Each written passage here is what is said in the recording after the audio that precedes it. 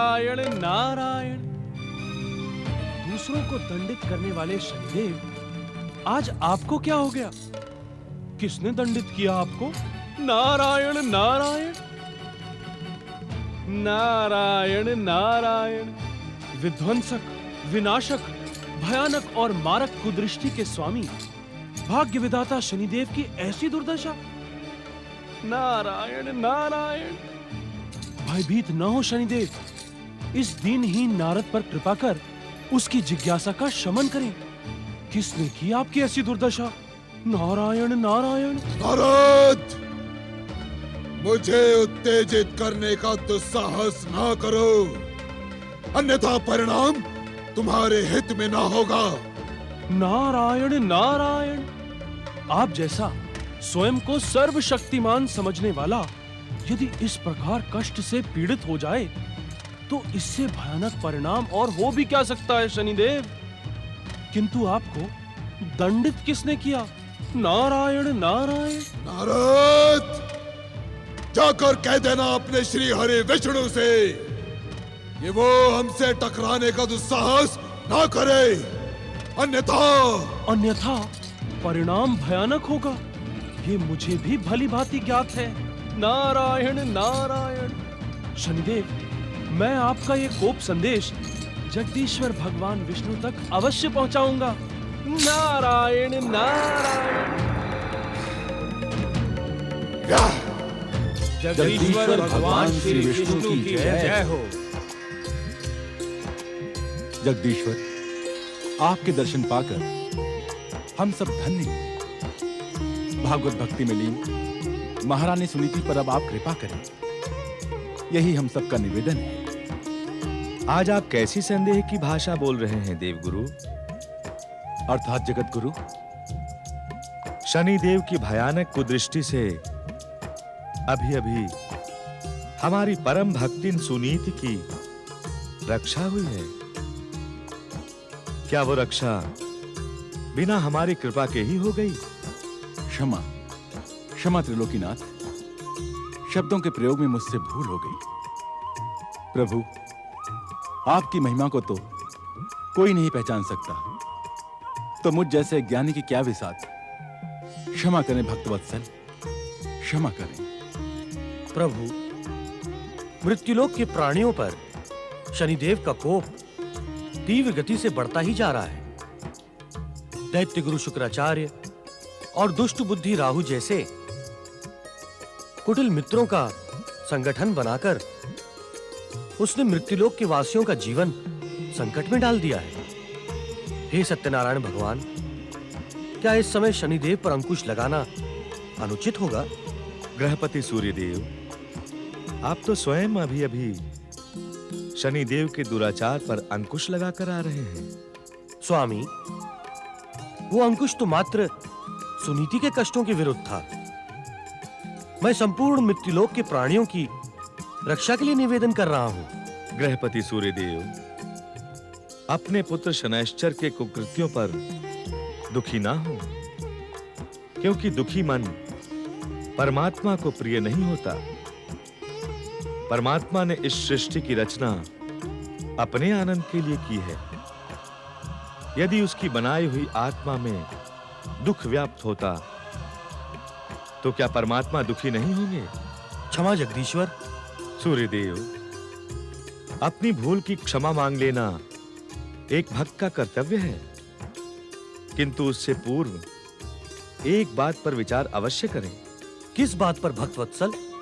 क्या आपकी भूल को स्वयं आपने क्षमा कर दिया है?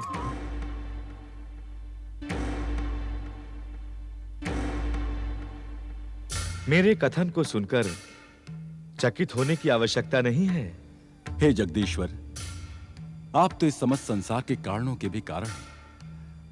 आपकी भाषा के रहस्य को समझना हम जैसे अज्ञानियों के लिए असंभव है। कृपा करके तनिक सरल भाषा में हमारा मार्गदर्शन करें। देवगुरु, आपको भली भांति ज्ञात है कि हर जीवात्मा में परमात्मा का वास होता है। भूल करना जीवात्मा का स्वभाव है, किंतु यदि उसे अपनी भूल की क्षमा अपने शरीर में स्थित परमात्मा से प्राप्त हो जाए तो भविष्य में भूल की संभावना ही समाप्त हो जाएगी। ऐसा क्यों त्रिलोकीनाथ? सूर्यदेव, ऐसा इस कारण कि भविष्य में जब वो जीवात्मा पुनः भूल के मार्ग पर बढ़ेगी तो उसके शरीर में बैठा परमात्मा उसे सत्य का मार्ग दिखाते हुए पिछली भूल का स्मरण अवश्य करवाएगा, जिससे भविष्य में भूल की संभावना ही समाप्त हो जाएगी। हे जगत पालक जगदीश्वर, आपसे परम ज्ञान प्राप्त कर आपका जीवन धन्य हो गया। आपकी जय हो।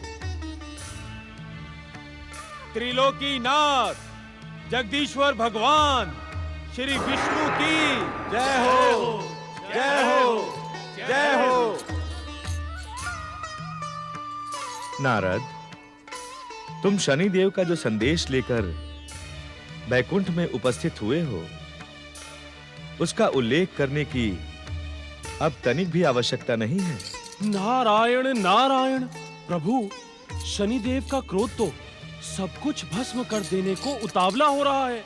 निश्चिंत रहो नारद, हमारी इच्छा के बिना शनिदेव का क्रोध एक कण को भी भस्म नहीं कर पाएगा।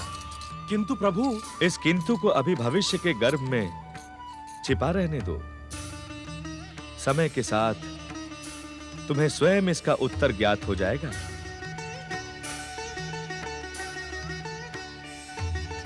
जगदीश्वर भगवान श्री विष्णु की जय हो।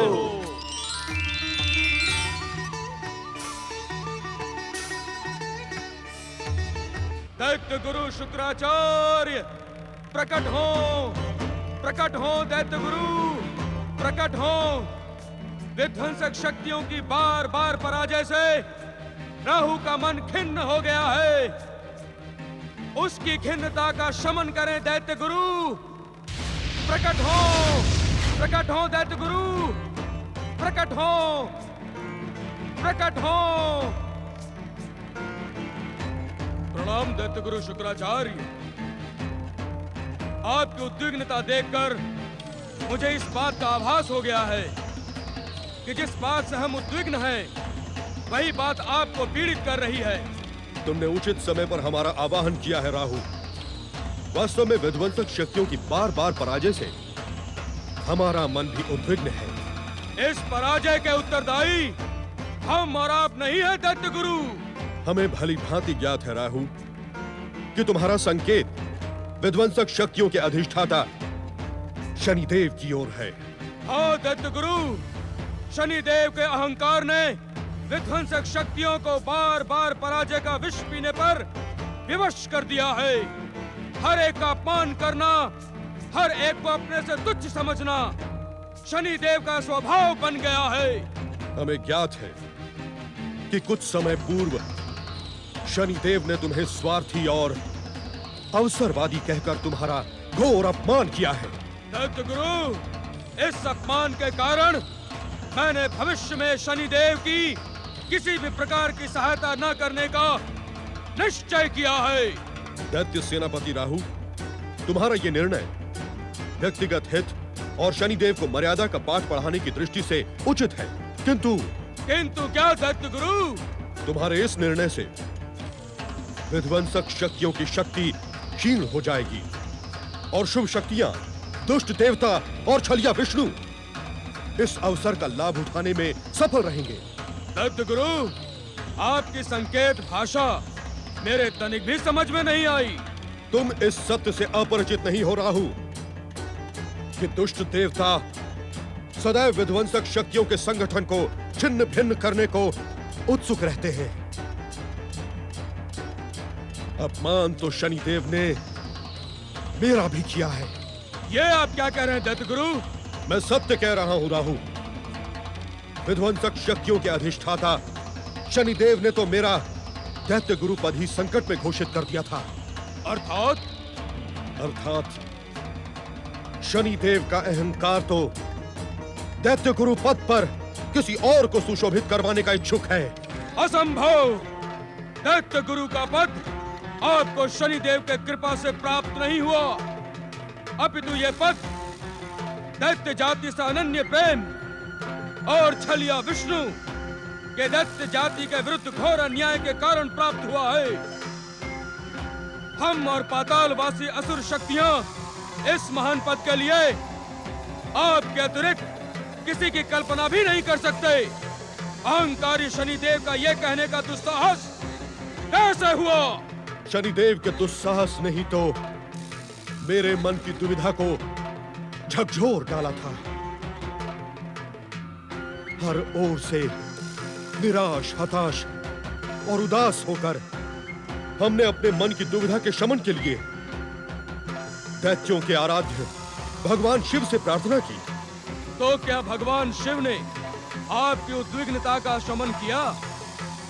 आशुतोष भगवान शिव को सच्चे मन से याद करने वाला कभी निराश नहीं होता।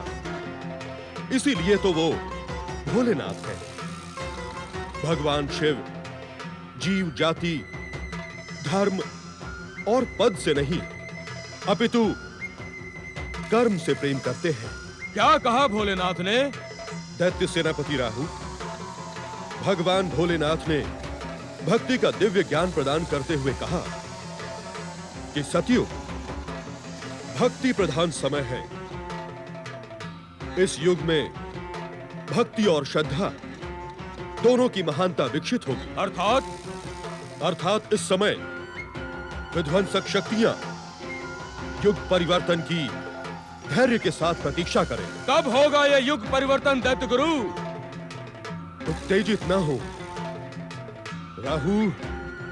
भगवान भोलेनाथ ने हमसे स्वयं कहा कि युग परिवर्तन और असुरों की भूमिका प्रारंभ होते समय हमारा संकेत स्वयं प्राप्त हो जाएगा। हर हर महादेव।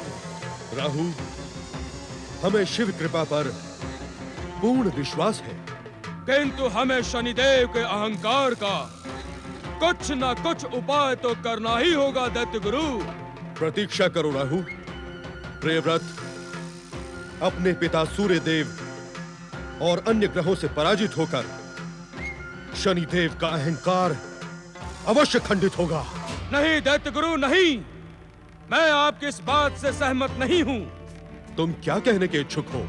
पराजित होकर अहंकार खंडित हो जाने वाला तत्व नहीं है। अर्थात का उदाहरण आपके सामने खड़ा है। छलिया विष्णु के चक्र सुदर्शन से अपना मस्तक कटवाने के पश्चात भी क्या दैत्य सेनापति राहु का अहंकार खंडित हुआ? क्या वैकुंठ के महासम्मेलन में उसी छलिया विष्णु द्वारा अपना घोर अपमान करवाने के पश्चात आज तक आपका अहंकार खंडित हुआ? राहु! सत्य को सुनकर उत्तेजित न हो दैत्य गुरु। इस बार बार की पराजय से शनिदेव का अहंकार खंडित होने के स्थान पर और अधिक विध्वंसक हो जाएगा।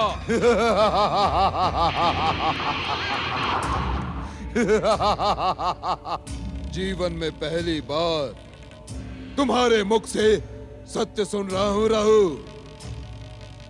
शनिदेव का प्रतिशोध और प्रतिरोध कभी थमने का नाम नहीं लेता। सागर की लहरों के भांति मिटकर भी उफनता ही रहता है। बृहस्पति, सूर्य आदि हमारे विरोधी ग्रहों के संगठन ने शनिदेव की विध्वंसक शक्तियों को चुनौती देने का दुस्साहस किया है। इसका परिणाम उनके हित में शुभ ना होगा ना। लंबे समय के पश्चात आपके दर्शन हुए हैं शनिदेव।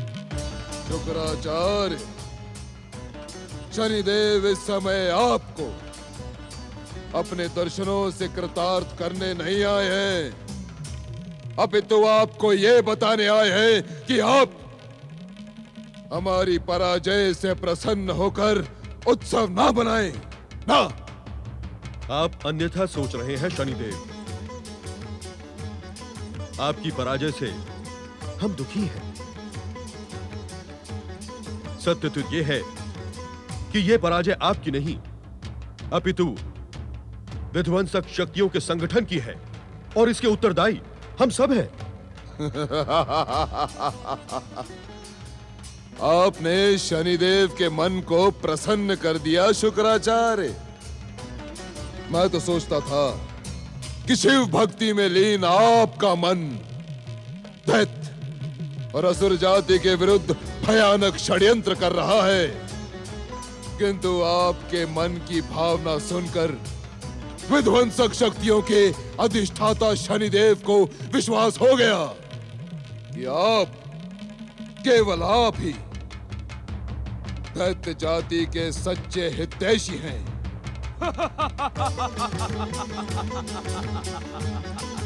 और मेरे विषय में आपके क्या विचार हैं शनिदेव?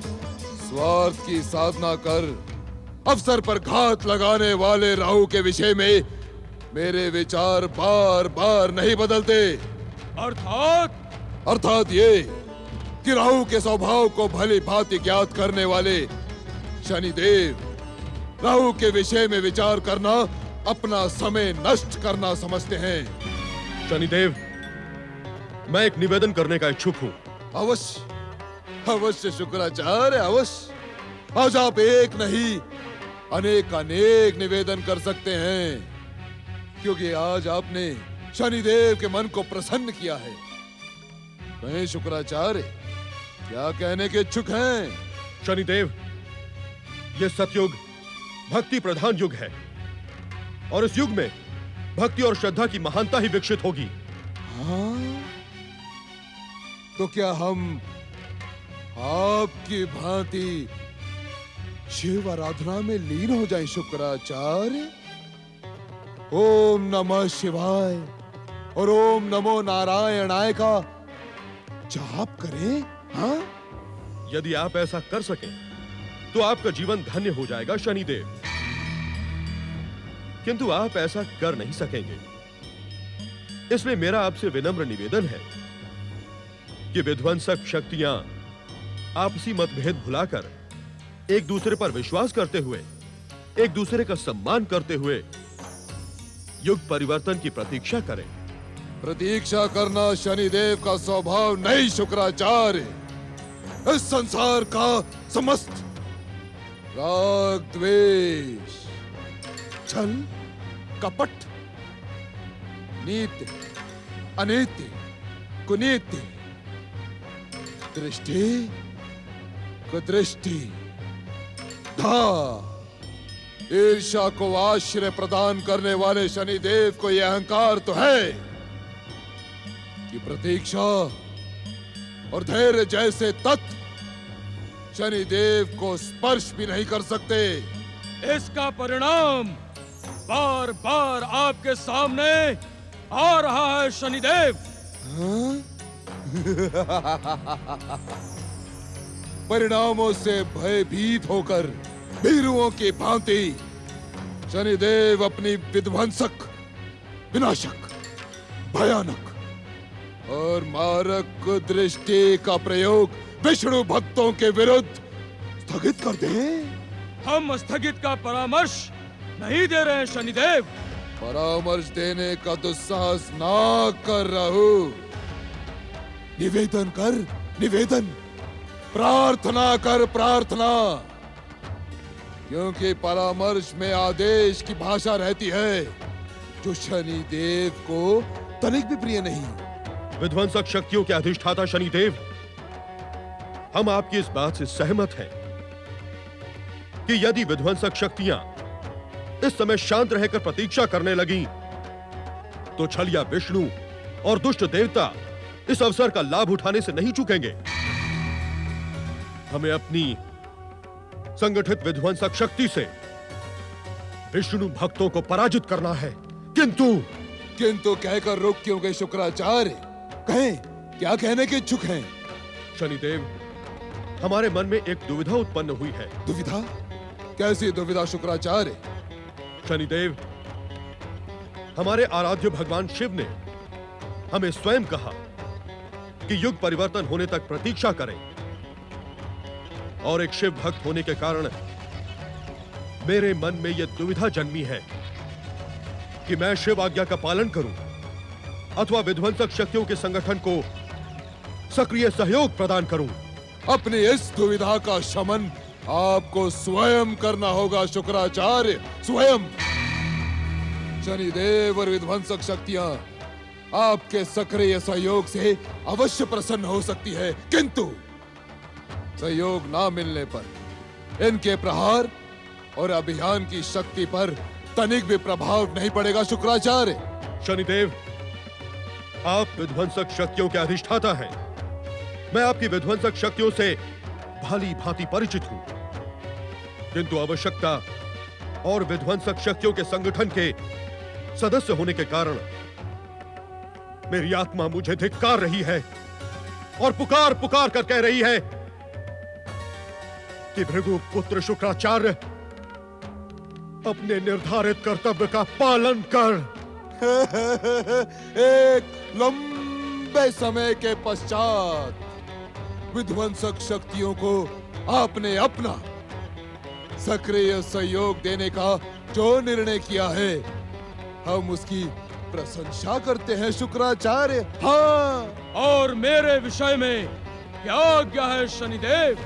दैत्य गुरु शुक्राचार्य के निर्णय के पश्चात दैत्य सेनापति राहु के कर्तव्य स्वयं ही निश्चित हो गए हैं। हम तीनों ने मिलकर विरोधी शक्तियों, दुष्ट देवताओं और छलिया विष्णु को अपनी शक्ति का आभास करवाना है। दैत्य गुरु शुक्राचार्य, दैत्य सेनापति राहु, हमें भली भांति ज्ञात है कि उत्तानपाद की पहली पत्नी सुनीति के गर्भ से जो बालक जन्म लेगा वो इस संसार में विष्णु भक्ति का एक नया अध्याय रचेगा, किंतु हमें अपने सामूहिक प्रयास से सुनीति के गर्भ को खंडित करना है। अवश्य, अवश्य, ऐसा ही होगा।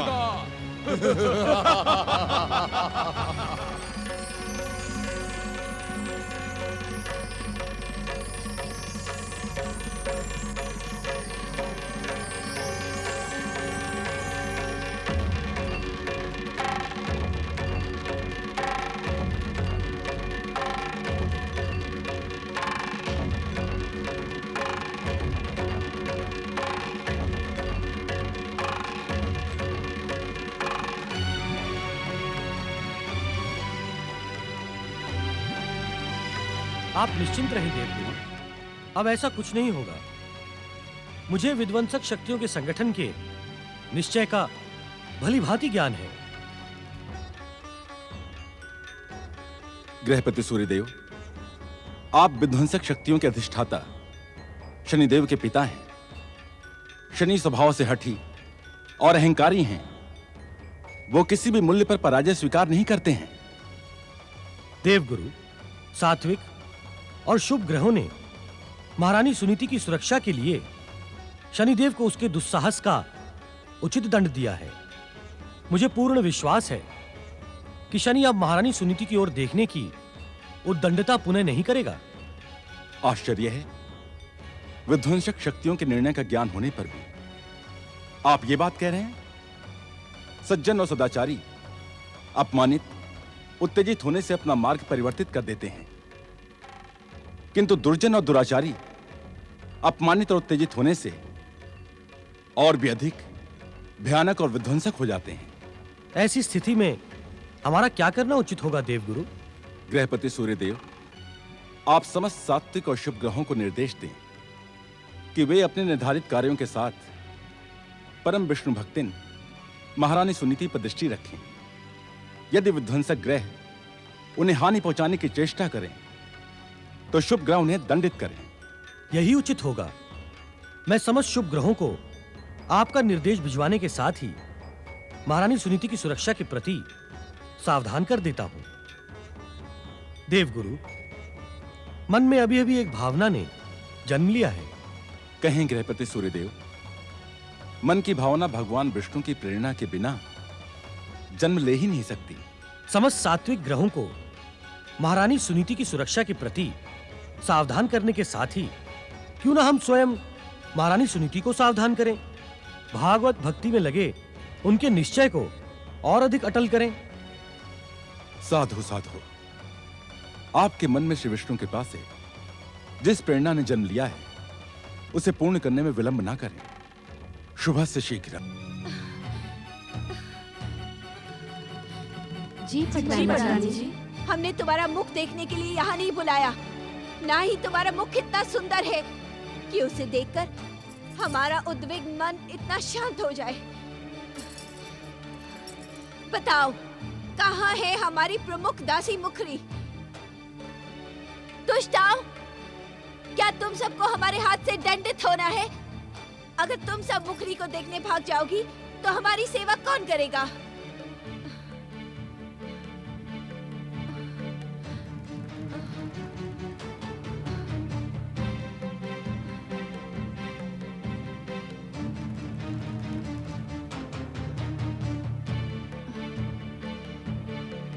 अब तक कहाँ थी मुखरी? ये तुम्हारे मुख से रंगत क्यों उड़ी है? क्या हुआ? क्षमा करें पटरानी जी, आपसे अकेले में निवेदन करने की इच्छुक हूँ। जाओ, ओझल हो जाओ हमारी दृष्टि से। तुम सब किसी योग्य नहीं हो, ना सेवा कर सकती हो, ना किसी के काम आ सकती हो। जाओ, चली जाओ यहाँ से। अनर्थ हो गया पटरानी जी। तू कभी भी शुभ सूचना लेकर नहीं आती, सदा ही अनर्थ और अशुभ सूचना लेकर क्यों आती है? जो घटित हो रहा है वो आपको बताना मेरा कर्तव्य है। बातें ना बना, शीघ्र बता जो बताना है। क्या अनर्थ हो गया? पटरानी जी, आपके आराध्य शनिदेव बड़ी महारानी का बाल भी बांका न कर सके। शनिदेव को उल्टे पांव भागना पड़ा। क्या क्या कह रही हो तुम? मैं सत्य कह रही हूँ पटरानी जी। असत्य कहकर अपने प्राण थोड़े ही गंवाने हैं। वन महल की विश्वास सेविका बुधनी ने मुझे अभी अभी ये सूचना दी है कि शनिदेव के प्रहार से सुनीति की रक्षा करने के लिए सूर्यदेव, देवगुरु बृहस्पति और सभी शुभ ग्रह आए थे। उनके प्रहार से शनिदेव भागने के लिए विवश हो गए। ये तो सत्य ही अनर्थ हो गया है। पटरानी जी, इस घटना के पश्चात बड़ी महारानी। बंद करो अपना प्रलाप। सुनीति बड़ी महारानी नहीं, मेरी सौत है। विवाह के पश्चात उसका पटरानी पद छीन लिया गया है। क्षमा पटरानी जी, क्षमा। भावना के प्रवाह में आकर मेरे मुख से उस दुष्टा के लिए बड़ी महारानी संबोधन निकल गया। क्षमा। भाग्य विधाता, शनिदेव की आराधना में मैंने अपना समय व्यर्थ ही नष्ट कर डाला। ओह, मुझे विश्वास नहीं होता। स्वयं को विध्वंसक, विस्फोटक और भयानक और मारक कुदृष्टि के स्वामी बताने वाले शनिदेव इतने अधिक निर्बल होंगे। उनकी पराजय ने मेरे मनोबल को छिन्न भिन्न कर दिया है। समझ में नहीं आता मैं क्या करूं, क्या करूं? सावधान, सावधान, महाराज पधार रहे हैं। तुम शीघ्र ही दूसरे द्वार से बाहर निकल जाओ। और सुनो, अभागन सुनीति का नाम भी तुम्हारे मुख पर ना आए।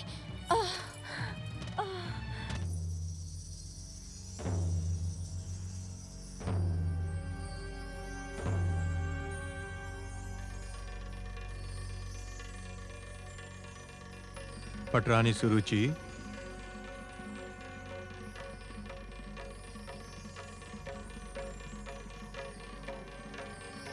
आपका स्वास्थ्य तो ठीक है पटरानी सुरुचि?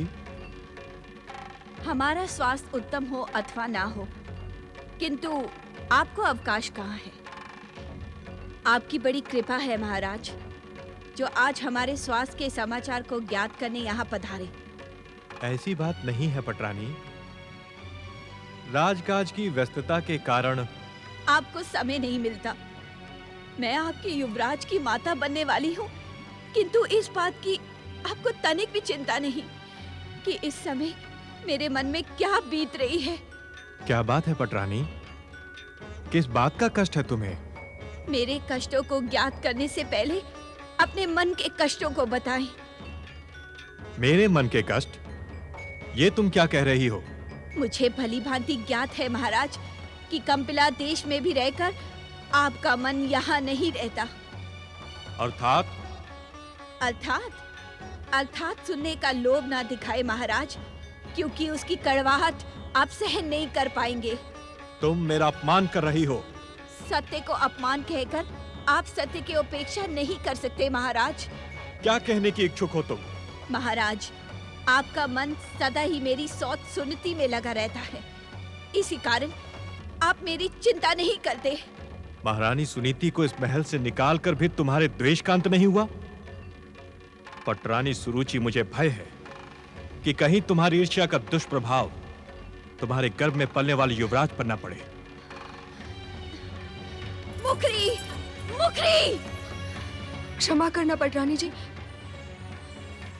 मैंने आपको एक बात नहीं बताई। कैसी बात?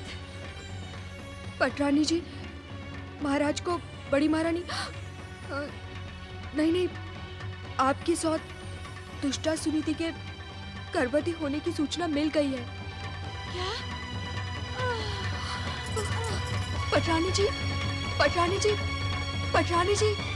ओम नमो नारायणाय, ओम नमो नारायणाय, ओम नमो नारायणाय, ओम नमो नारायणाय, ओम नमो नारायणाय, ओम नमो नारायणाय, ओम नमो नारायणाय, ओम नमो नारायणाय, ओम नमो नारायणाय। जय जय शनिदेव।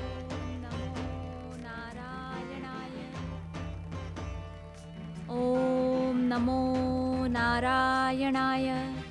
छलिया विष्णु की आराधना करके ये दुष्टा सुनीति विध्वंसक शक्तियों का अपमान कर रही है। दैत्य सेनापति राहु, विध्वंसक शक्तियों के अधिष्ठाता शनिदेव की आज्ञा है कि हमें किसी भी प्रकार विष्णु भक्ति में लीन सुनीति के मन को भ्रमित करना है। भ्रमित करना तो कठिन है, विध्वंस करना सरल है। अर्थात भ्रमित करने के लिए हमें बुद्धि का प्रयोग करके एक योजना बनानी होगी। उचित समय पर उचित योजना बनाकर भयंकर प्रहार करना राहु का स्वभाव है। क्या तुम्हें मेरी बुद्धि और विवेक पर विश्वास नहीं है? प्रश्न विश्वास का नहीं है दैत्य सेनापति। नारायण नारायण नारायण नारायण। ओम नमो नारायणाय, ओम नमो नारायणाय,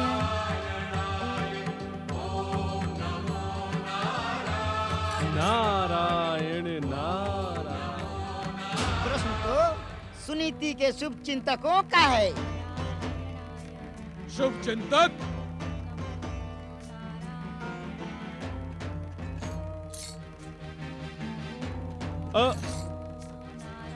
मुझसे भयभीत होने की आवश्यकता नहीं है शनिदेव के शुभ चिंतकों। नारायण नारायण।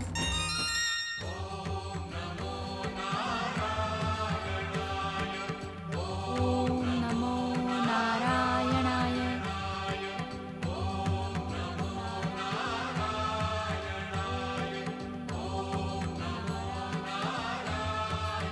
देव ऋषि नारद को सूर्यदेव का प्रणाम। प्रणाम देवगुरु। नारायण नारायण। क्या आप दोनों भी मेरी ही भांति महारानी सुनीति के आराधना स्वरों से आकर्षित होकर यहाँ प्रकट हुए हैं? आराधना स्वरों से आकर्षित होना तो हमारा स्वभाव है और आराधना श्री विष्णु की हो तो ये आकर्षण और भी बढ़ जाता है। देव ऋषि, महारानी सुनीति की आराधना के स्वर वातावरण में गूंज रहे हैं।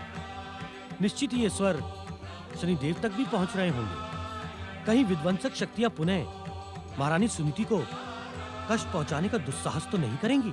नारायण नारायण। गृहपति सूर्यदेव, आपके पधारने से पूर्व ही विध्वंसक शक्तियों के शुभचिंतक दैत्य सेनापति राहु, शनिदेव के अनुचर भैया और साढ़े साथी यहाँ प्रकट होकर किसी कुचक्र की योजना बना रहे थे, किंतु नारायण नारायण, मुझे देखते ही वे अदृश्य हो गए। संभव है कि वे महारानी सुनीति को कष्ट पहुंचाने वन भवन पहुंच गए हों। सूर्यदेव, ऐसी स्थिति में हमारा सावधान होना आवश्यक हो गया है। वैसे भगवान विष्णु का कृपा कवच सदा महारानी सुनीति की रक्षा करेगा। देवगुरु, भागवत भक्त की रक्षा और सहायता करना हमारा परम पावन कर्तव्य है। यदि विध्वंसक शक्तियों ने पुनः महारानी सुनीति को कष्ट पहुंचाने का दुस्साहस भी किया तो हम उन्हें क्षमा नहीं करेंगे। चलें देवगुरु। नारायण नारायण। विध्वंसक शक्तियों से सात्विक शक्तियों के संघर्ष का परिणाम अत्यधिक रोमांचक होगा। इस संघर्ष में विजय तो सदा की भांति सत्य की ही होगी, किंतु विध्वंसक शक्तियां महारानी सुनीति को कष्ट पहुंचाने के लिए किस सीमा तक नीचे उतर सकती हैं, ये देखने को नारद का मन उतावला हो रहा है। नारायण नारायण। ओम नमो नारायणाय। ओम नमो नारायणाय। ओम नमो नारायणाय। ओम नमो नारायणाय। ओम नमो नारायण। विष्णु भक्तिन सुनीति। इस संघर्ष में विजय पाने के लिए योजना की नहीं, प्रहार की आवश्यकता है। इस दुष्ट विष्णु भक्तिन सुनीति को भस्म करके हम संसार के विष्णु भक्तों को भयभीत कर देंगे। प्रहार करने से पहले सोच ले दैत्य सेनापति, हमें देवताओं के चाटुकार नारद ने देख लिया है। आखेट के समय सोच विचार भीरू करते हैं। हमें तो विश्वास ही नहीं होता कि तुम विध्वंसक शक्तियों के अधिष्ठाता शनिदेव के पार्षद हो। हमें इससे अच्छा अवसर नहीं मिलेगा। प्रहार। जय जय शनिदेव। ओम नमो। मेरे मार्ग में आने का दुस्साहस ना करो सूर्य, अन्यथा मैं इस बार तुम्हारे ऊपर ग्रहण नहीं, अभी तो तुम्हें अपनी दाढ़ों में दबाकर चबा जाऊंगा। मूढ़ बुद्धि राहु, मैं नियति का सम्मान करने के लिए तुझे अपने ग्रहण का अवसर प्रदान करता हूं, किंतु तू मेरी सरलता का अनुचित अर्थ लगाता है। बार बार मेरे द्वारा प्रताड़ित किए जाने पर भी तुझे सत्य का ज्ञान नहीं होता। सत्य का ज्ञान अब तुम्हें ही नहीं, अब तो इस संसार को भी होगा, जब मैं तुम्हें अपने दाढ़ों में दबाकर मसल डालूंगा। राहु। दैत्य सेनापति राहु, विध्वंसक शक्तियों के अधिष्ठाता शनिदेव के पिता सूर्यदेव पर प्रहार करना अनुचित है। कहीं शनिदेव ही रुष्ट न हो जाएं। मूर्ख ढैया, तू मुझे परामर्श देने का दुस्साहस ना कर। मैं सूर्य को तो वर्ष में न जाने कितनी बार अपनी दाढ़ों में दबाकर उगल देता हूँ, किंतु आज इसने मेरे पराक्रम को ललकारा है। मैं इसे कदापि क्षमा नहीं करूंगा, कदापि नहीं। राहु, अहंकार के अंधकार ने तुम्हारी बुद्धि को भ्रमित कर दिया है। यदि तुम अपने अहंकारी और पापी जीवन से मुक्ति के इच्छुक हो, तभी गृहपति सूर्यदेव पर प्रहार करने का दुस्साहस करना, अन्यथा तुम्हारा नाम आज के पश्चात इतिहास के पृष्ठों में सुरक्षित हो जाएगा। दैत्य सेनापति राहु, अपनी उत्तेजना का त्याग करें। इस समय संघर्ष अनुचित है। क्या कहने के इच्छुक हो तुम? दैत्य सेनापति राहु, विध्वंसक शक्तियों के अधिष्ठाता शनिदेव की आज्ञा सुनीति की तपस्या खंडित करने की है, न कि बृहस्पति और सूर्य से युद्ध करने की। तुम उचित कह रहे हो ढैया। ओम नमो नारायण। जगदीश्वर भगवान विष्णु की महाभक्तिन।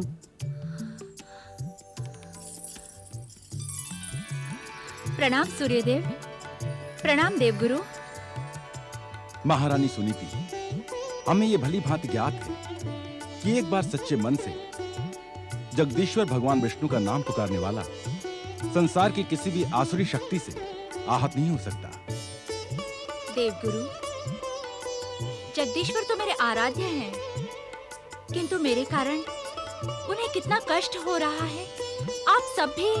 ऐसे ना कहें महारानी सुनीति, भागवत भक्तों की सहायता करने से हमारी भागवत भक्ति और भी अधिक अटूट हो जाती।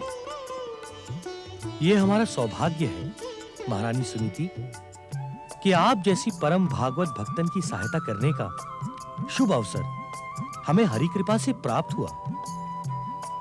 महारानी सुनीति, एक क्षण के लिए भी अपना मन विष्णु भक्ति से भटकने ना दें। वे अवश्य आपका कल्याण करेंगे।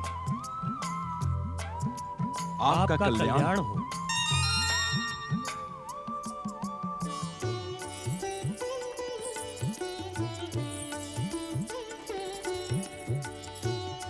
ओम नमो नारायणाय। तुम्हारे कारण आज वो भीरू सूर्य मेरे प्रहार से बच गया, अन्यथा मैं अपनी दाढ़ों में दबाकर उसे निगल जाता। दैत्य सेनापति राहु, हमें तुम्हारे पराक्रम पर गर्व है, किंतु तुम अपने कार्यों से उस गर्व को खंडित करने का प्रयास कर रहे हो। अर्थात कुछ निगलकर पचाने के लिए पेट की आवश्यकता होती है। तुम सूर्य को निगलकर पचाने के लिए कहाँ ले जाते? दुष्टो, तुम दोनों इसी प्रकार के दंड के योग्य हो। दैत्य सेनापति राहु से परिहास और अपमान तुम दोनों के जीवन के अंत का कारण बनेगा। हमें क्षमा कर दे शनिदेव, हमें क्षमा कर दे। नहीं, तुम दोनों क्षमा के योग्य नहीं हो। हमें एक बार क्षमा कर दे भाग्य विधाता शनिदेव, हमें क्षमा कर दे।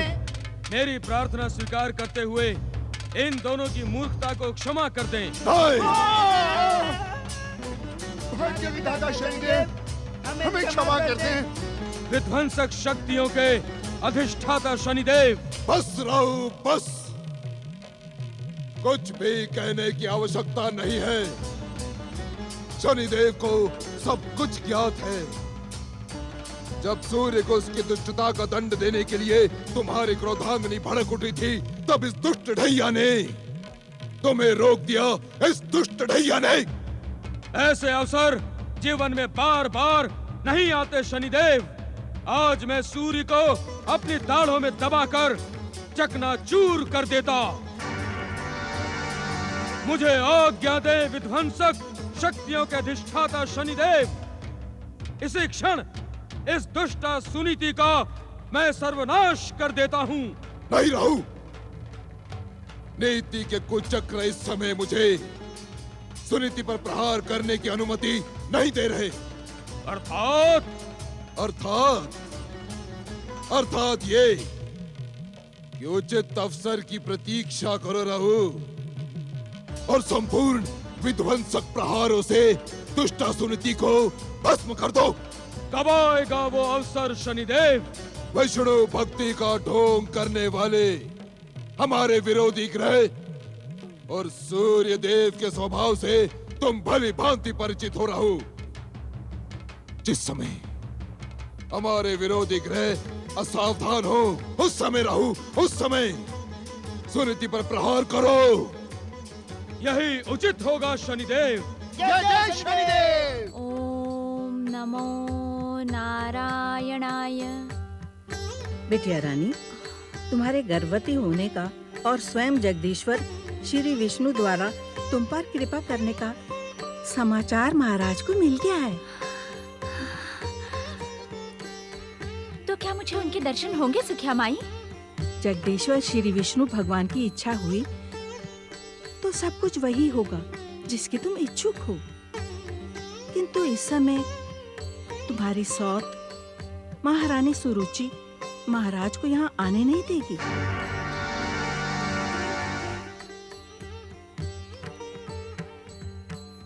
ओम नमो नारायणाय। ओम नमो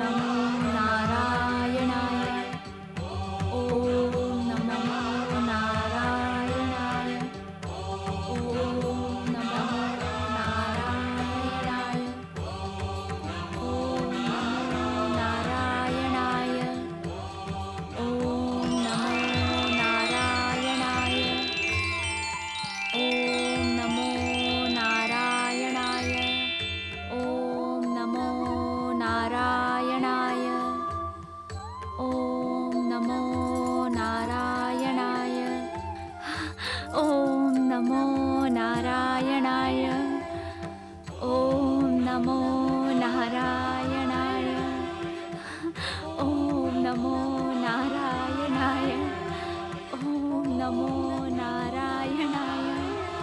ओम नमो नारायणाय।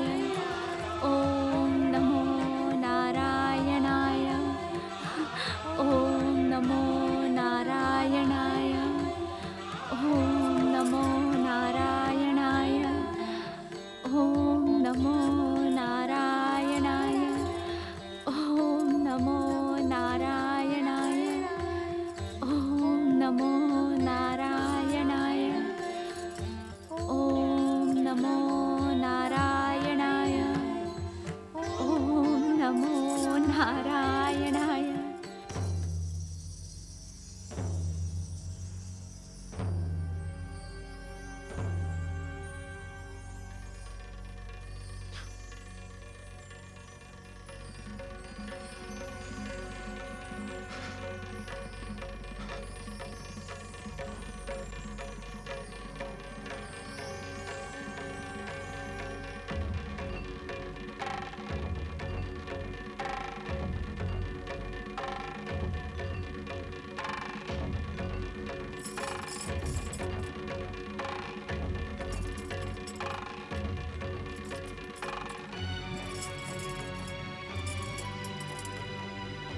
मैं आपकी उद्विग्नता से भली भांति परिचित हूँ महाराज। आपका मन मेरी सौत सुनती के लिए छटपटाता रहता है। कैसा विचित्र स्वभाव है तुम्हारा। मेरा स्वभाव तो विचित्र आपको लगेगा ही महाराज, क्योंकि उस प्रिय सुनीति का स्वभाव जो आपको प्रिय है, हाँ, मैं ही मूर्ख थी जो उस दुष्टा की बातों में आकर आपसे विवाह कर बैठी। यदि तुम दूसरों की भावनाओं का आदर करना सीख लो तो अश्रु बहाने की आवश्यकता ही ना पड़े। अश्रु तो मेरा परिचय बन गए हैं महाराज। मैंने कभी सोचा भी ना था कि विवाह के पश्चात मेरी ऐसी दुर्दशा होगी। क्या तुम मुझसे विवाह करके प्रसन्न नहीं हो? प्रश्न प्रसन्नता का नहीं है महाराज, प्रश्न अधिकारों का है। कंपिला, देश के हर अधिकार तुमको प्राप्त हैं पटरानी। अवश्य महाराज, हर अधिकार मुझे प्राप्त है, किंतु मेरे पति पर मेरा तनिक भी अधिकार नहीं। ये तुम क्या कह रही हो सुरुचि? आज तक हमने तुम्हारी हर इच्छा का सम्मान किया है। ये सम्मान नहीं है महाराज, आपकी विवशता है। सुरुचि, कष्ट और पीड़ा से मेरे प्राण निकले जा रहे हैं और आप मुझ पर क्रोधित हो रहे हैं। विवशता का आरोप लगाकर तुम मेरा अपमान कर रही हो पटरानी। इस कारण क्रोध आना स्वाभाविक है। तुम जिसे विवशता कह रही हो उसे मेरी वचन निभाने की मर्यादा भी तो कहा जा सकता है। मुझे भली भांति ज्ञात है महाराज कि मनुकुल को अपनी वचन और मर्यादा पर गौरव है, किंतु मैं स्वयं के प्राप्त अधिकारों को आपकी विवशता ही कहूंगी, क्योंकि आपने वो अधिकार अपनी इच्छा से नहीं दिए, अपितु मेरी सौत सुनती के वचन के कारण विवश होकर दिए हैं। क्षमा करना सुरुचि, तुम्हारे जैसी हठी स्त्री को समझाना मेरे लिए असंभव है। आप मेरा अपमान कर रहे हैं महाराज। क्या आपके राज्य की पटरानी अपनी पत्नी, और वो भी जब गर्भवती हो, उसका अपमान करना अनुचित नहीं है? क्या ये भी मनुकुल की परंपराएं हैं? सुरुचि, सुरुचि, सुरुचि, भगवान के लिए शांत हो जाओ। तुम्हारे तीखे आरोपों का मेरे पास कोई उत्तर नहीं है। मुखरी, मुखरी, मुखरी। यकायक तुमको क्या हुआ पटरानी? महाराज, मुझसे ये कष्ट और सहन नहीं हो सकता। मुखरी। शीघ्र ही राजवैद्य को उपस्थित किया जाए। जो आ गया।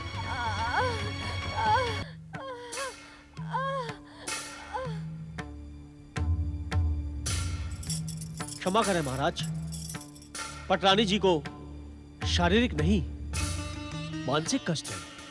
अर्थात? पटरानी जी, आपकी नाड़ी सामान्य अवस्था में चल रही है। इसी कारण मुझे ऐसा प्रतीत होता है कि आपके कष्ट का कारण मानसिक है। किंतु मुझे तो आपकी बुद्धि और क्षमता पर संदेह हो रहा है। आप मेरा अपमान कर रही हैं पटरानी जी। तो इसे अपमान समझ ले। मुझे भली भांति ज्ञात है आप सब मेरी सौत सुनीति के विश्वस्त हैं।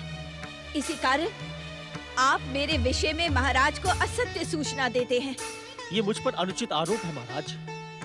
वैदिकीय कार्य मेरा कर्म ही नहीं धर्म भी है। मैं रोगी का मुख देखकर उसकी पीड़ा का कारण बता देता हूँ। महाराज, मुझे कंपिला देश के राजवैद्य पर विश्वास नहीं। कृपा वत्स देश के राजवैद्य आशुतोष जी को बुलाने का प्रबंध करें। पटरानी, कृपा करके आप कंपिला के परम आदरणीय राजवैद्य जी पर विश्वास करें।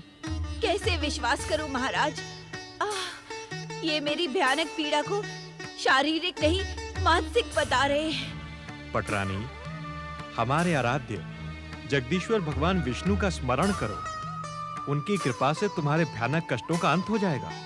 नहीं महाराज, भगवान विष्णु का स्मरण करने से मेरे कष्टों का अंत नहीं होगा, अपितु मेरी सौत सुनीति की प्रसन्नता में वृद्धि होगी। मैं उनका स्मरण कदापि नहीं करूंगी, कदापि नहीं, कदापि। माँ, माँ, ओम नमो नारायणाय। ये कैसा चमत्कार है पुत्र? तुम जन्म से पहले ही अपनी माता से बातें कर रहे हो। माता, हम दोनों पर जगदीश्वर भगवान श्री विष्णु की अपार कृपा है। उनकी कृपा से कुछ भी संभव हो जाता है। तुम सत्य कह रहे हो पुत्र। जगदीश्वर की कृपा के कारण ही मैं बार बार भयानक संकटों से भी सुरक्षित रही। उन्हीं की कृपा से मैंने तुम्हें माता के रूप में और तुमने मुझे पुत्र के रूप में पाया है। माता, जगदीश्वर की कृपा से अब जन्म लेने में मुझे अधिक समय नहीं लगेगा। तुम निश्चिंत रहो माता। मैं तुम्हारी ओर से निश्चिंत हूँ पुत्र, किंतु तुम्हारे पिता। माता, मेरे जन्म लेते ही जगदीश्वर की कृपा से हमारी समस्त चिंताएं दूर हो जाएंगी। प्रभु की कृपा पर विश्वास रखो माँ।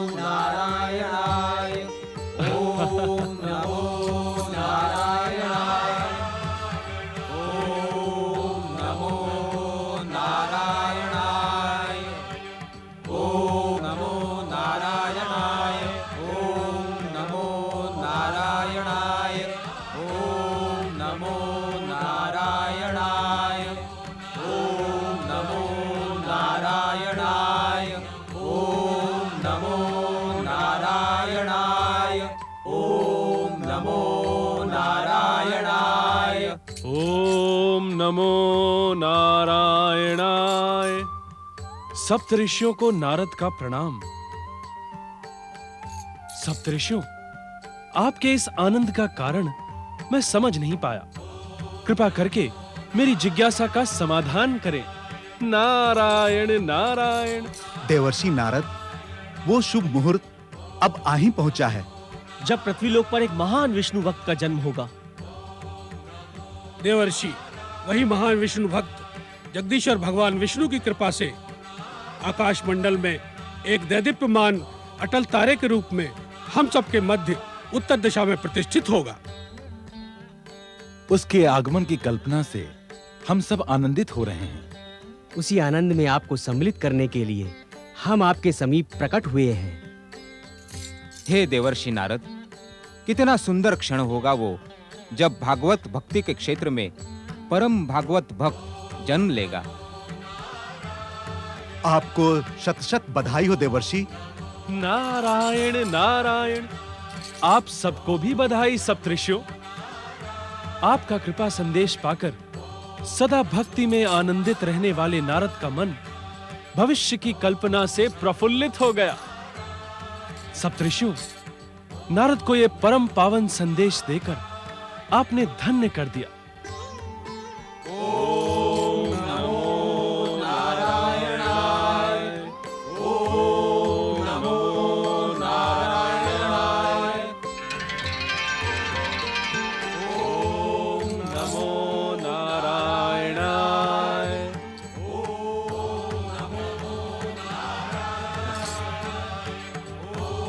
हे जगदीश्वर भगवान विष्णु, हे भक्त वत्सल, हे दया के सागर, सचमुच आपकी लीला अपरंपार है।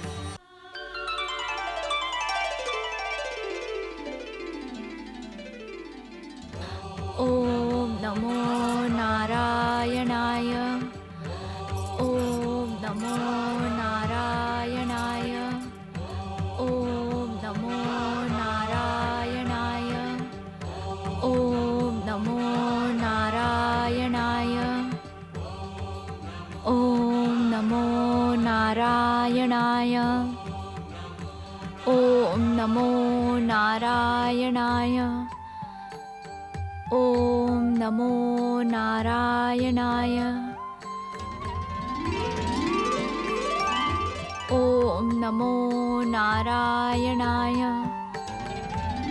ओम नमो नारायणाय। ओम नमो नारायणाय। ओम नमो नारायणाय। ओम नमो नारायणाय। ओम नमो नारायणाय। ओम नमो नारायणाय।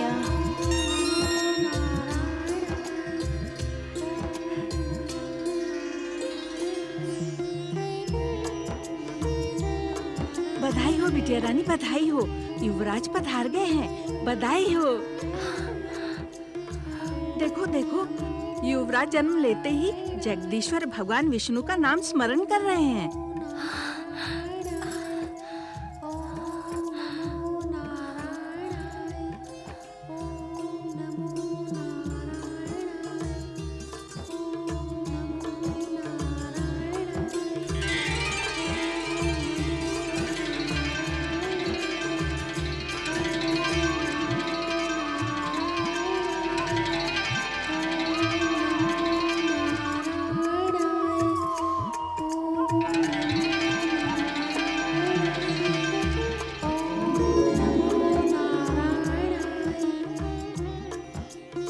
सुनीति,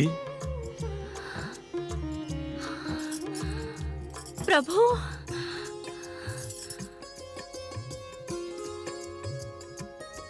हे भक्त वत्सल भगवान, हे हर जीव पर कृपा करने वाले जगदीश्वर, इस अवसर पर आपके दर्शन पाकर मेरा जीवन तो धन्य हो गया।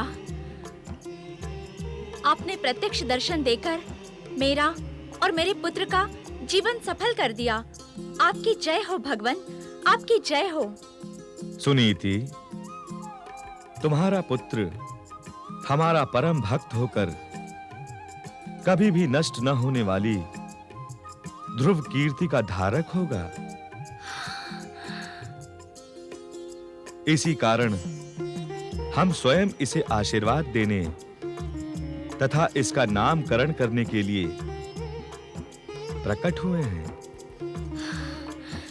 हे कृपा निधान, हे दया के सागर, आपकी कृपा पाकर मेरा अंग अंग पुलकित हो गया है।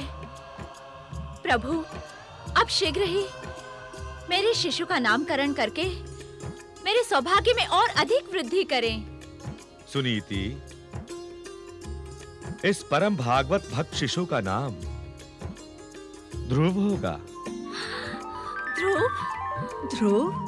हाँ, ध्रुव, बालक ध्रुव अपने पितामह मनु के वंश में सबसे अधिक उज्जवल और सर्वश्रेष्ठ सिद्ध होगा। इसकी भागवत भक्ति का आदर्श अनंत काल तक संसार को प्रेरणा प्रदान करेगा तथा अंत में ये बालक ध्रुव तारे के रूप में आकाश की उत्तर दिशा में प्रतिष्ठित होगा। तुम सबका कल्याण हो।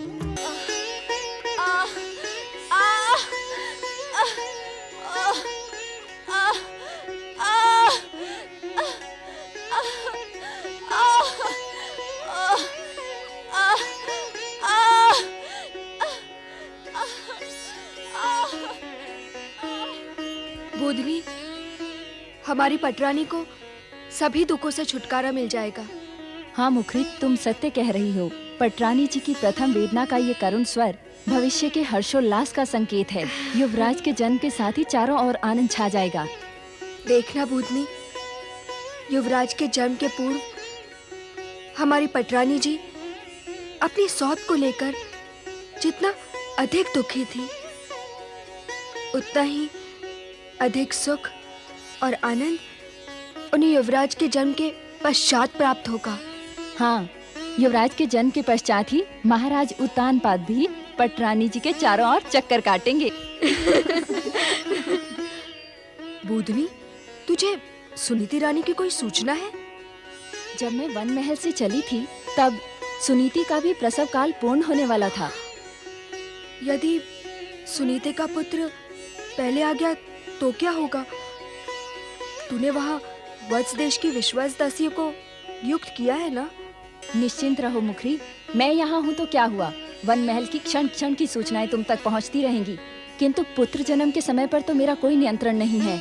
यदि सुनीति के यहाँ वहाँ पर पुत्र जन्म पहले हो गया तो अनर्थ हो जाएगा। पटरानी सुरुचि पर शनिदेव की कृपा का विश्वास रखो।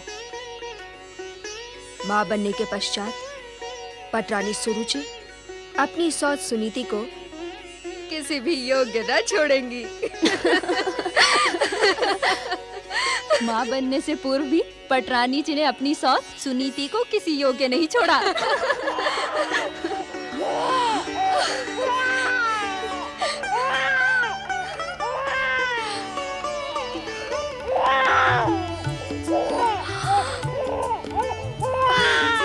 महाराज उत्तानपाद को युवराज के जन्म की बधाई हो। बधाई हो। पटरानी सुरुचि को युवराज के जन्म की बधाई हो।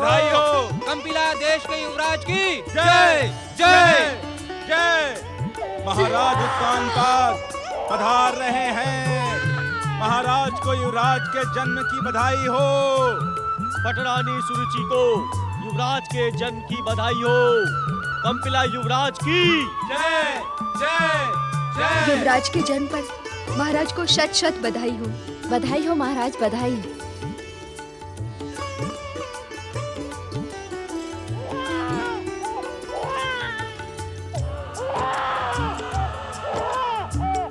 पटरानी सुरुचि, युवराज के जन्म से कंपिला देश के भविष्य पर लगे अंधकार की कालिमा छट गई है।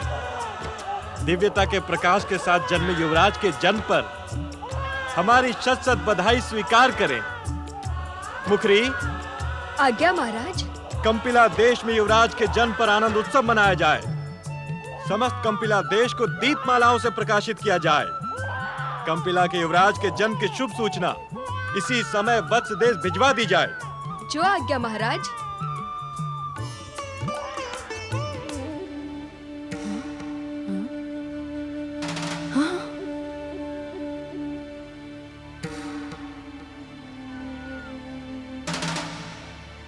मुखरी, वन भवन में भी महारानी सुनीति को लड़का हुआ है।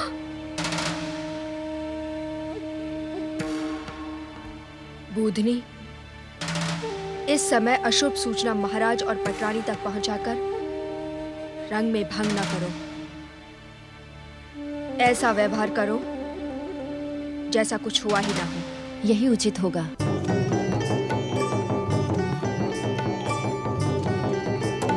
सुनो सुनो सुनो, कंपिला के नागरिकों, एक शुभ समाचार। कंपिला के नागरिकों, जगदीश्वर भगवान विष्णु की कृपा से हम सब पिछले लंबे समय से जिस चिंता के कारण व्यग्र थे उसका शमन हुआ। वत्स देश की राजकुमारी और कंपिला की पटरानी सुरुचि ने कंपिला के स्वर्णिम भविष्य के लिए गत रात्रि को युवराज को जन्म दिया है। बधाई हो, बधाई हो, बधाई हो। प्रजावासियों, महाराज उत्तानपाद की आज्ञा के अनुसार आज समस्त कंपिला देश को दीपमालाओं से सुसज्जित किया जाएगा। समस्त नागरिक आज संध्या काल में राजमहल के प्रीति भोज में सम्मिलित होंगे। जो इस राज आज्ञा को नहीं मानेगा उसे कठोर दंड दिया जाएगा।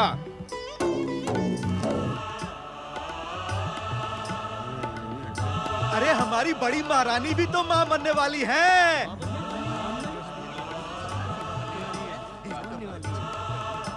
क्या उनका पुत्र युवराज नहीं बन पाएगा? युवराज तो महारानी का ही पुत्र कहलाएगा। दद्दा, एक दिन पूर्वी बड़ी महारानी सुनीति ने बड़े युवराज को जन्म दिया था। पता है, बड़ी महारानी सुनीति को बधाई देने के लिए स्वयं विष्णु भगवान पधारे थे। क्या तुम सत्य कह रही हो माई? मनुवंशी को असत्य प्रिय नहीं है, ये तो आपको भली भांति ज्ञात ही है। मैं अभी वन महल से आ रही हूँ, परंतु वहाँ तो कोई धूमधाम नहीं है। जिस युवराज के जन्म पर स्वयं श्री विष्णु भगवान पधारे हो, वहाँ धूमधाम की आवश्यकता क्या है? राजाज्ञा कुछ भी हो, न तो हमें राजाज्ञा का भय है, न ही कठोर दंड का। हम तो बड़ी महारानी देवी सुनीति के पुत्र को ही अपना युवराज मानते हैं। कंपिला के भविष्य के लिए उन्होंने भयंकर कष्ट उठाए हैं। बड़ी महारानी देवी सुनीति और बड़े युवराज की जय जय जय। बधाई हो महाराज, बधाई हो। आपको युवराज प्राप्ति की बधाई हो। महाराज उत्तानपाद एवं पटरानी सुरुचि की जय। कंपिला के युवराज की जय जय जय। महामंत्री सुदत्त, आज्ञा महाराज। इस शुभ समाचार से प्रजाजनों में अपार उत्साह होगा। आज संध्या में कंपिला देश के प्रजाजनों नागरिकों को हमारे हर्षोल्लास में आमंत्रित किया जाए। युवराज जन्म की बधाई स्वरूप उन्हें स्मृति चिन्ह भेंट किए जाएं। राजमहल में गीत और नृत्य का आयोजन किया जाए। अवश्य महाराज। क्या बात है महामंत्री सुदत्त, इस अवसर की प्रतीक्षा तो हम सब कब से कर रहे थे। श्री विष्णु कृपा से आज युवराज के जन्म के साथ ही हमारी प्रतीक्षा का अंत हुआ। किंतु आप प्रसन्न नहीं दिखाई पड़ रहे हैं। क्षमा करें महाराज, मैं आपसे एकांत में कुछ निवेदन करने का इच्छुक हूँ। कैसा निवेदन? महाराज, उस निवेदन को एकांत में ही सुने तो उचित होगा। आइए महाराज।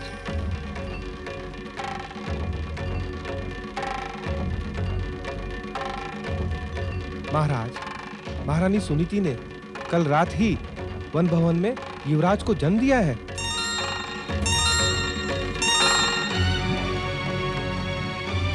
क्या ये समाचार सत्य है महामंत्री सुदत्त? क्या सचमुच बड़ी महारानी सुनीति ने इस युवराज के जन्म से पूर्व ही रात्रि को हमारे बड़े युवराज को जन्म दिया है? क्षमा करें महाराज, राज्य में युवराज तो एक ही होता है। उसके पश्चात जन्म लेने वाला युवराज नहीं, राजकुमार कहलाता है, केवल राजकुमार।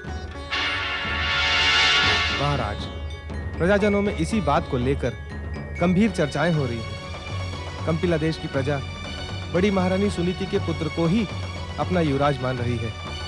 महाराज, अब आपको इस समस्या का समाधान करना होगा। इस समस्या का अब क्या समाधान हो सकता है महामंत्री? हम अपना निर्णय कैसे परिवर्तित कर सकते हैं? सारे राज्य में पटरानी सुरुचि के पुत्र युवराज के जन्म की घोषणा और आनंदोत्सव मनाने के आदेश हमने स्वयं दिए हैं। किंतु महाराज। किंतु परंतु न करें महामंत्री, आपको किसी भी प्रकार प्रजा को समझाना होगा। पटरानी सुरुचि के पुत्र को ही युवराज मानने के लिए विवश करना होगा।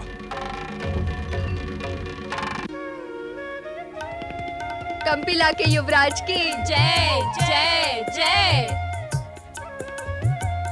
मुखरी, हमने महाराज को अपने कक्ष में आने के लिए कितनी बार निमंत्रण दिया है, किंतु वह अभी तक आए क्यों नहीं? क्या महाराज को अपने पुत्र का मुख देखने की तनिक भी इच्छा नहीं? उद्विग्न ना हो पटरानी जी। युवराज के जन्म के कारण प्रजाजनों का उत्साह महाराज को आपके समीप आने से रोक रहा है। बधाई देने के लिए प्रजाजनों ने महाराज को रोक लिया है। महाराज उत्तानपाद पधार रहे हैं।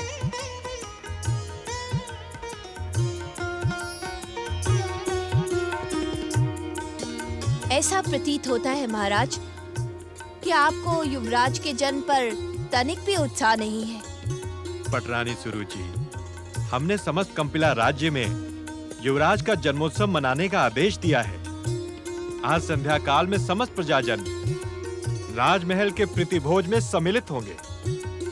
क्या आपको हमारी घोषणाओं का ज्ञान नहीं है? मुझे सब ज्ञात है महाराज, परंतु जिस उत्तम कार्य के लिए मेरी सौत सुनीति ने आपका विवाह मुझसे करवाया था, उसके सफल होने पर भी आप मेरे और मेरे पुत्र के प्रति वो उत्साह नहीं दिखा रहे जो दिखाना उचित था। पटरानी, मैं अपने मन के आनंद और उत्साह को शब्दों में नहीं व्यक्त कर सकता, किंतु यदि तुमको मेरे व्यवहार से पीड़ा पहुंची हो तो मैं खेद व्यक्त करता हूं।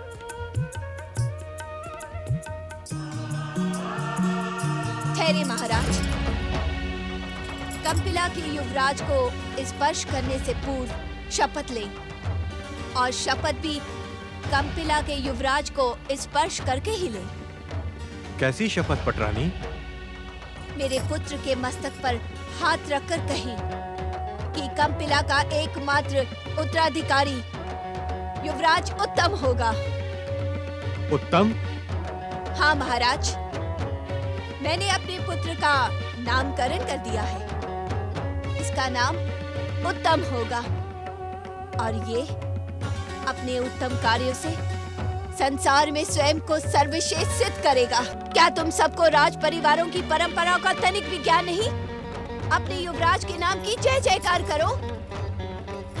युवराज उत्तम की जय जय जय। कंपिला युवराज उत्तम की जय जय जय। आप मौन क्यों देख रहे हैं महाराज? अपने युवराज के मस्तक पर हाथ रखकर शपथ ले। आपकी विवशता और दुविधा को देखकर मुझे विश्वास हो रहा है महाराज कि आप युवराज जन्म से प्रसन्न नहीं हैं। आपने छल कर कर मुझसे विवाह किया। नहीं पटरानी, नहीं। तो शपथ ले और मेरे विश्वास को आश्वस्त करें।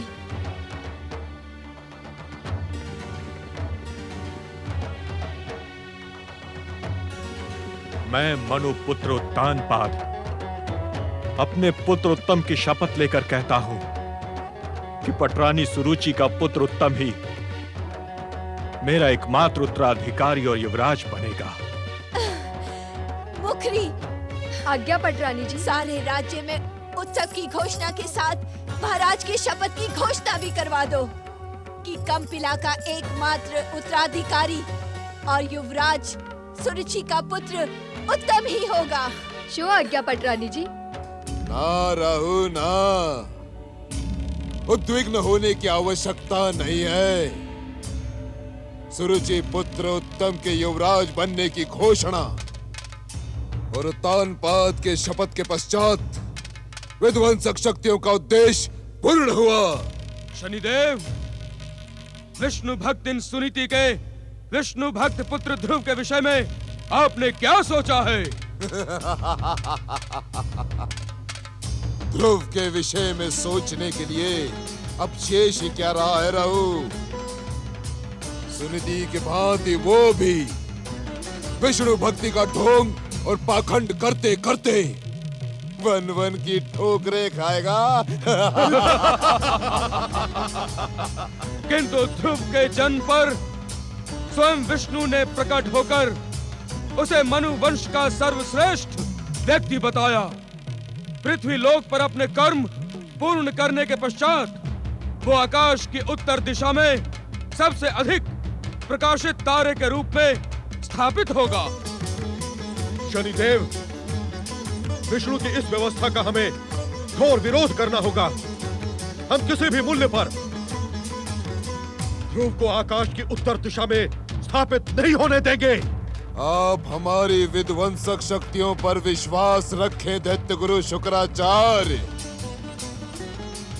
मैं सुनीति के पुत्र ध्रुव को इतना अधिक भ्रमित कर दूंगा, वो अन्न और जल ना मिलने पर बिलबिलाकर विष्णु भक्ति का ढोंग भूल जाएगा।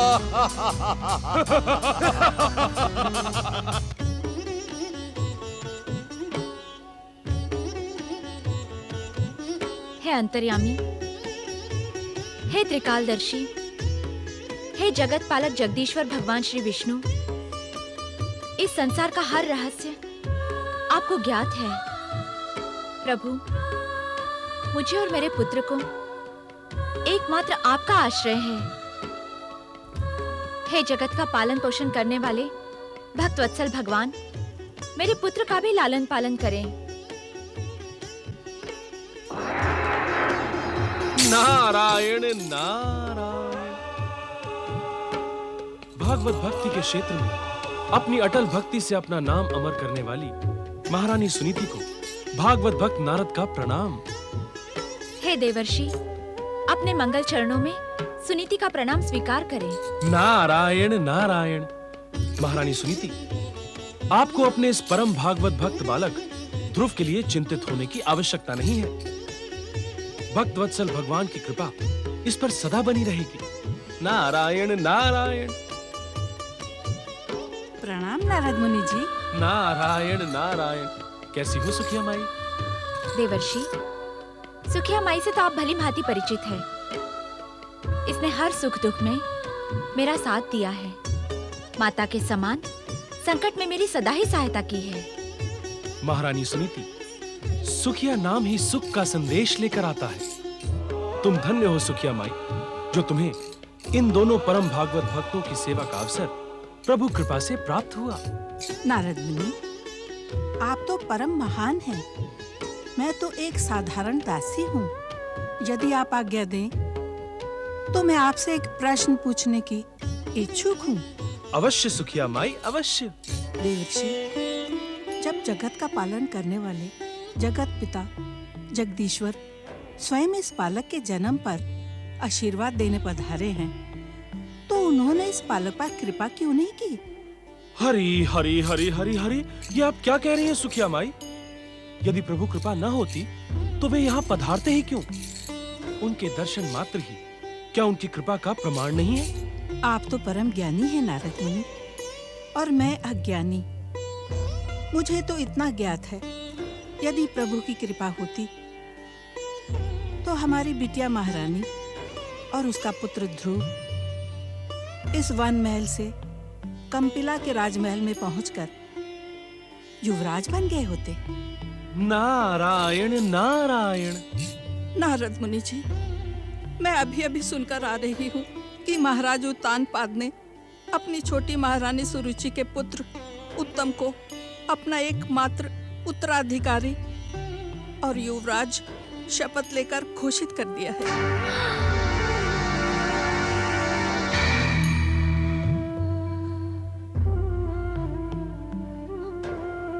बताएं नारद मुनि, बताएं, ये कैसा न्याय है भगवान विष्णु का? क्या अब कभी भी ध्रुव अपने पिता का स्नेह और कंपिला का युवराज नहीं बन पाएगा? क्या महाराज उत्तानपाद अपनी शपथ तोड़ पाएंगे? क्या हठी सुरुचि अपना और अपने पुत्र का अधिकार छोड़ेगी?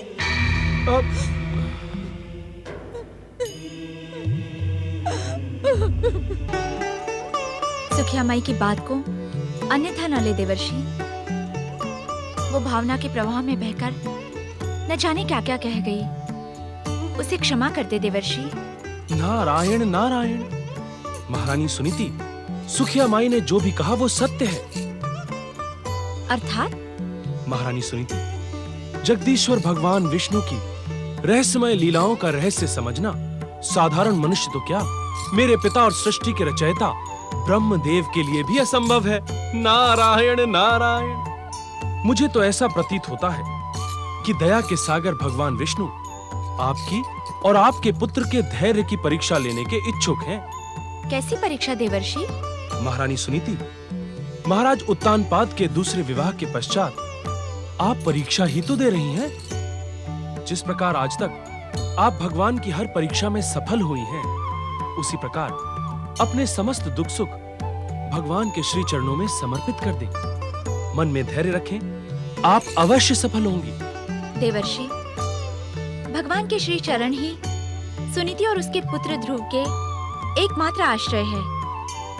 किंतु आप किन परीक्षाओं की ओर संकेत कर रहे हैं, ये मैं समझ न सकी। नारायण नारायण। समझ तो मैं भी नहीं सका महारानी सुनीति, क्योंकि श्री भगवान की लीलाओं को समझना बिना उनकी कृपा के असंभव है। किंतु अब जब तक मैं आपके इस प्रश्न का उत्तर स्वयं भगवान के श्रीमुख से नहीं सुन लेता, तब तक मुझे शांति नहीं मिलेगी। आपका कल्याण हो महारानी सुनीति।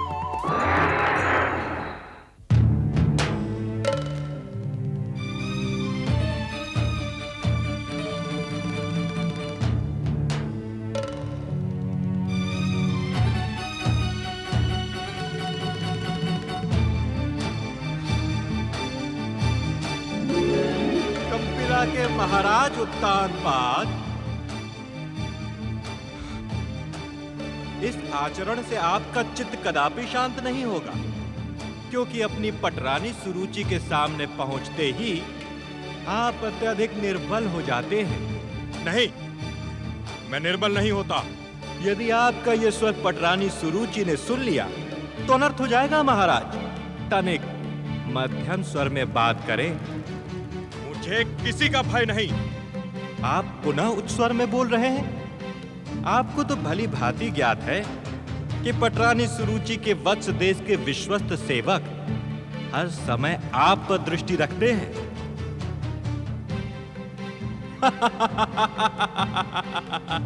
भयभीत न हो महाराज, इस समय यहाँ पर कोई नहीं है।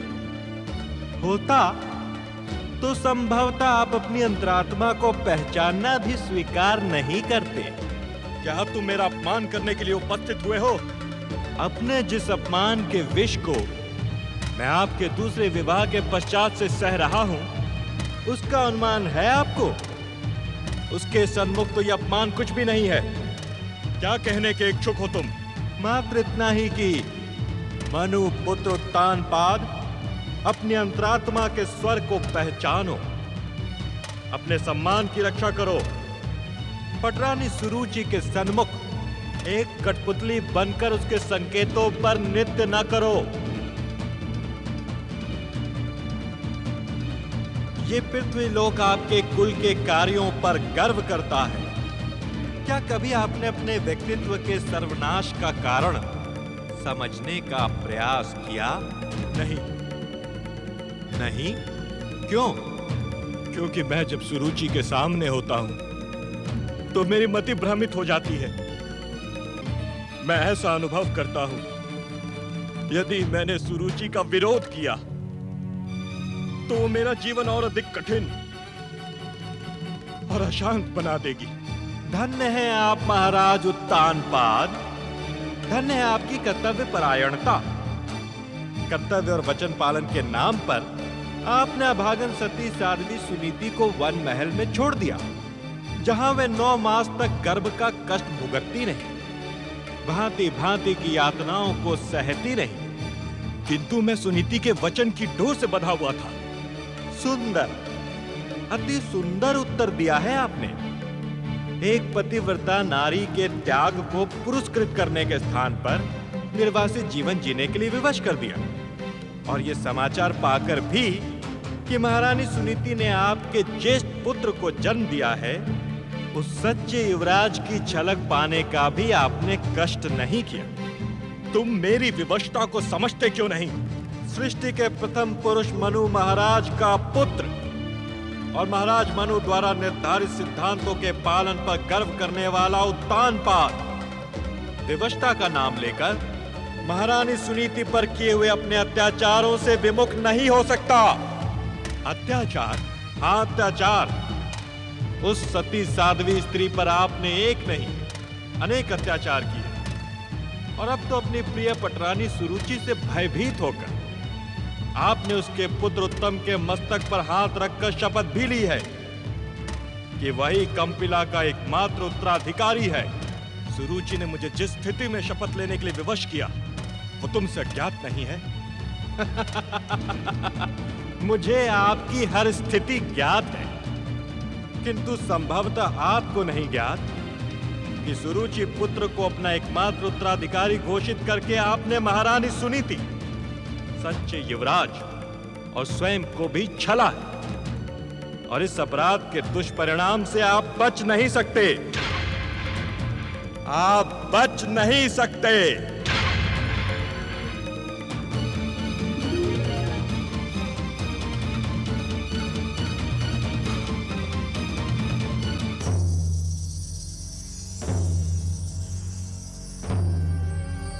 महारानी सुनीति, मैं बहुत अधिक लज्जित हूं।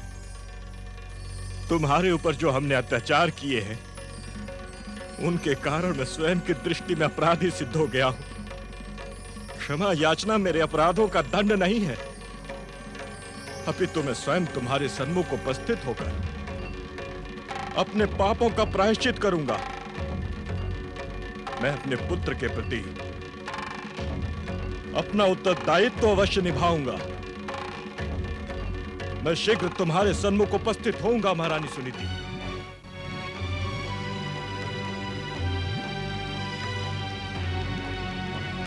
मनुकुल की परंपराओं पर गर्व करने वाले महाराज उत्तानपाद, मुझे भलीभांति ज्ञात है कि इस समय आप कहां जा रहे हैं। स्तब्ध होने की आवश्यकता नहीं है महाराज। आज इस बात का निर्णय हो जाए कि मनुवंशी असत्यवचनी, स्वार्थी और अवसरवादी हैं। सुरुचि, उत्तेजित होने की आवश्यकता नहीं है महाराज उत्तानपाद। अवसर का लाभ उठाने के लिए आपने मुझसे विवाह किया। कंपिला के स्वार्थ के लिए आपने मेरी हर इच्छा का सम्मान किया, और मुझे संतुष्ट करने के लिए आपने असत्य शपथ ली। तुम्हारे हर आरोप का उत्तर मैं दे सकता हूँ। ये भी मनुवंशीय महाराज उत्तानपाद का असत्य वचन है। तुम स्वयं भी तो मनुवंशी हो। मेरे पिता महाराज मनु इस पृथ्वी के प्रथम पुरुष थे। इसी कारण हम सब मनुष्य मनुवंशी कहलाते हैं। मेरे लिए मनुष्य होना गर्व का विषय है, किंतु मैं मनुवंशी नहीं। मैं वत्स देश की वत्सवंशी हूँ। पटरानी सुरुचि, क्या कहने के इच्छुक हो तुम? ये भी आपको भलीभांति ज्ञात है। अपने वचन का पालन करें। उस अभागन सुनीति का मुख ना देखें। ये मेरी और कंपिला के युवराज उत्तम की सौगंध है, और कोई इच्छा नहीं है मेरी। पटरानी सुरुचि, मैंने शपथ लेकर तुम्हारे पुत्र उत्तम को कंपिला के समस्त अधिकार प्रदान कर दिए। अब सुनीति और उसके पुत्र के प्रति भी तो मेरा कुछ कर्तव्य है। किस कर्तव्य की दुहाई दे रहे हैं आप? सुनीति मेरी प्रथम पत्नी है। है नहीं महाराज, थी। मेरे विवाह के पूर्व सुनीति ने अपने समस्त अधिकारों का त्याग कर दिया था। मुझे ज्ञात है, मेरे जीवन से खिलवाड़ करने वाली सुनीति ने भी एक पुत्र को जन्म दिया है। मुझे भलीभांति ज्ञात है, मेरे जीवन से खिलवाड़ करने वाली सुनीति के पुत्र को आप युवराज उत्तम के समस्त अधिकार प्रदान करने के इच्छुक हैं। परंतु मैं ऐसा कदापि नहीं होने दूंगी, कदापि नहीं होने दूंगी। तुम अपनी कल्पना का ताना बाना बुनकर व्यर्थ ही उद्विग्न हो रही हो पटरानी। तो व्यर्थ समझ ले। यदि आपने मेरी उपेक्षा करके अभागन सुनीति से मिलने का प्रयास किया, तो मैं शपथ लेती हूँ कि मैं आत्महत्या कर लूंगी। नहीं। आप मेरे स्वभाव से भलीभांति परिचित हैं महाराज। मेरी आत्महत्या का आरोप आप पर लगेगा, और मनुकुल संसार जो अपनी नारी सम्मान के कारण स्वयं पर गर्व करता है, वह खंडित हो जाएगा। हाँ।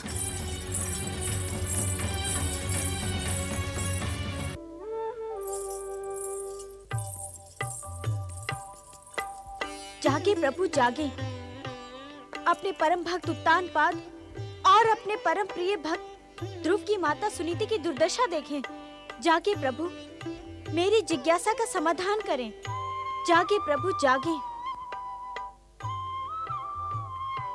ये आपकी कैसी लीला है जगदीश्वर?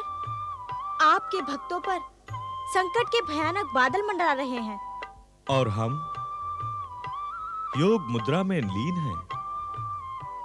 महादेवी, आपके कथन का ये अर्थ हुआ कि आप हमें उत्तानपाद, ध्रुव और सुनीति की दुर्दशा का दोषी समझती हैं? नहीं नहीं प्रभु, यदि जगत पालक जगदीश्वर दोषी होंगे तो इस संसार में निर्दोष कौन होगा? किंतु अपनी बात निसंकोच कहे महादेवी। प्रभु, मुझे आश्चर्य तो इस बात पर है कि सच्चे मन से आपकी आराधना में लीन आपके भक्त सदा भाग्य के द्वारा दंडित और सुखों से वंचित क्यों होते हैं? कुछ तो कहे प्रभु, आप मौन क्यों हैं? महादेवी, जो प्रश्न आप पूछ रही हैं वैसा ही प्रश्न लेकर देवर्षि नारद कुछ ही क्षणों में वैकुंठ पधारने वाले हैं। यदि हम उत्तर देने के लिए विवश किए गए तो आप दोनों को एक साथ संतुष्ट करेंगे। आप अपनी जीवन संगिनी के साथ अन्याय नहीं कर रहे हैं? महादेवी, आप मेरी अभिन्न जीवन संगिनी हैं। अर्धांगिनी होने के कारण जगत पालन के इस दायित्व में मेरे साथ आपका भी कर्तव्य निर्धारित है। अर्थात? महादेवी लक्ष्मी, पृथ्वी लोक में जन्म पाने वाला हर प्राणी अपने कर्मों के अनुसार सुख दुख पाता है। उसके फलदान को हमारे ही समान आप भी तो नियंत्रित करती हैं। मैं समझी नहीं प्रभु। धन और वैभव की अधिष्ठात्री महादेवी लक्ष्मी, मेरे कथन का अर्थ न समझती हो, यह असंभव है। मेरे इस इच्छा संसार में अभी ऐसा कोई प्रश्न जन्मा ही नहीं जिसका उत्तर महादेवी लक्ष्मी को ज्ञात न हो। ज्ञात होने पर भी मुझे आपके श्रीमुख से किसी प्रश्न का उत्तर सुनने में अधिक आनंद आता है। महादेवी, आप स्वयं पाप और पुण्य के अनुसार प्राणी को धन और वैभव से संपन्न करती हैं। जो व्यक्ति दुष्कर्म करता है, आप उससे रुष्ट होकर उसे दरिद्र बना देती हैं। जो सत्कर्म करता है, वो आपकी कृपा पाकर संसार के समस्त सुखों का भोग करता है। कहें महादेवी, आप मेरे कथन से सहमत हैं अथवा नहीं? नारायण नारायण। इस समय हम आपकी ही प्रतीक्षा कर रहे थे देवर्षि। हमें भली भांति ज्ञात है नारद कि तुम इस समय सुखिया माई की बात से दुखी होकर वैकुंठ आए हो। इस समय तुम्हारे मन में हमारी लीलाओं के प्रति आश्चर्य के साथ क्षोभ भी उत्पन्न हुआ है। नारायण नारायण। हे भक्तवत्सल भगवान, तब तो मेरे पूछे बिना ही मेरे प्रश्नों का समाधान करें, मेरे उद्विग्न मन को शांति प्रदान करें।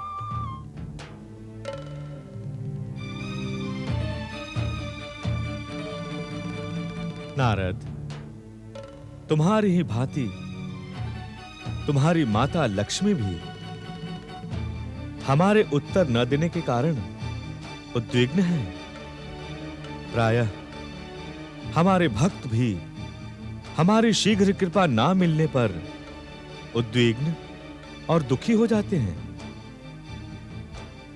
हम सत्य कह रहे हैं ना नारद? हाँ प्रभु, सत्य तो यही है ये सत्य नहीं है नारद, सत्य का भ्रम है। अर्थात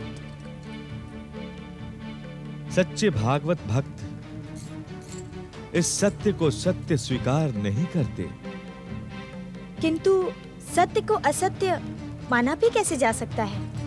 महादेवी लक्ष्मी, सच्ची भागवत भक्ति में लीन भक्त सुख और दुख में भेद नहीं करता। अर्थात प्रभु? नारद, इस संसार में सुखी कौन है? मैंने पहले ही कह दिया है स्वामी कि आपके श्रीमुख से रहस्यों के अर्थ सुनने का आनंद कुछ और ही है। महादेवी, इस संसार में सुखी एकमात्र वो है जो समभाव से अपना जीवन व्यतीत करता है। संभाव? अर्थात? परम भागवत भक्त नारद, महादेवी लक्ष्मी, संभाव का अर्थ है लाभ और अलाभ, सुख और दुख, जीवन और मरण, सम्मान और अपमान, प्रशंसा और निंदा जैसे 5 प्रमुख द्वंद्वों में एक समान द्वंद्वहीन रहने वाला प्राणी। जो भक्त हमारी भक्ति में लीन है, वे सुख और दुख दोनों को ही हमारी भक्ति का प्रसाद समझकर समभाव से स्वीकार कर लेते हैं। नारायण नारायण। किंतु प्रभु? महादेवी, समय का चक्र समान गति से सदा आगे बढ़ता रहता है। उसकी गति में सुख और दुख का कोई मूल्य नहीं है। जो भक्त इस गति के समान दुख और संकट के काल को हमारी परीक्षा समझकर स्वीकार कर लेते हैं, वे निश्चित ही सुखी होते हैं। इसी प्रकार सुख और समृद्धि काल में जो भक्त हमारी कृपा का प्रसाद समझकर और अधिक श्रद्धावान, शांत और निश्चल हो जाता है, वही हमारा परम भक्त कहलाता है। महादेवी लक्ष्मी, सच्ची भागवत भक्ति में लीन भक्त सुख और दुख में भेद नहीं करता। अर्थात प्रभु? नारद, इस संसार में सुखी कौन है? मैंने पहले ही कह दिया है स्वामी कि आपके श्रीमुख से रहस्यों के अर्थ सुनने का आनंद कुछ और ही है। महादेवी, इस संसार में सुखी एकमात्र वो है जो समभाव से अपना जीवन व्यतीत करता है। संभाव? अर्थात? परम भागवत भक्त नारद, महादेवी लक्ष्मी, संभाव का अर्थ है लाभ और अलाभ, सुख और दुख, जीवन और मरण, सम्मान और अपमान, प्रशंसा और निंदा जैसे 5 प्रमुख द्वंद्वों में एक समान द्वंद्वहीन रहने वाला प्राणी। जो भक्त हमारी भक्ति में लीन है, वे सुख और दुख दोनों को ही हमारी भक्ति का प्रसाद समझकर समभाव से स्वीकार कर लेते हैं। नारायण नारायण। किंतु प्रभु? महादेवी, समय का चक्र समान गति से सदा आगे बढ़ता रहता है। उसकी गति में सुख और दुख का कोई मूल्य नहीं है। जो भक्त इस गति के समान दुख और संकट के काल को हमारी परीक्षा समझकर स्वीकार कर लेते हैं वे निश्चित ही सुखी होते हैं। इसी प्रकार सुख और समृद्धि काल में जो भक्त हमारी कृपा का प्रसाद समझकर और अधिक श्रद्धावान, शांत और निश्चल हो जाता है, वही हमारा परम भक्त कहलाता है। नारायण नारायण। किंतु प्रभु, भक्ति के संभाव से आपके परम भक्त उत्तानपाद, सुनीति और ध्रुव का क्या संबंध? उनके दुखों का अंत ही नहीं हो रहा है। ऐसा प्रतीत होता है नारद कि तुम्हारी जिज्ञासा ने तुम्हें भ्रमित करना प्रारंभ कर दिया है। अर्थात तुम्हारा प्रश्न कुछ और है और तुम कह कुछ और रहे हो। नारायण नारायण। मैं सत्य कह रहा हूं प्रभु। सुखिया माई के प्रश्न ने नारद के चित्त को अशांत कर दिया है। तुम्हारे अशांत चित्त को शांत करने के लिए मैं इतना ही कहूंगा कि वर्तमान में उत्तानपाद, ध्रुव और सुनीति के जीवन में जो घटनाएं घटित हो रही हैं, वे भविष्य में भागवत भक्ति के क्षेत्र में आदर्श स्थापित करेगी। प्राणी मात्र इन घटनाओं से प्रेरणा प्राप्त करेगा। देवर्षि, आज्ञा प्रभु। उत्तानपाद, ध्रुव और सुनीति के जीवन में घटित घटनाओं से आप भी प्रेरणा प्राप्त करें। अपने भावी जीवन में इनकी आदर्श स्थापना को एक क्षण के लिए भी ओझल न होने दें। इससे आपका भी कल्याण होगा।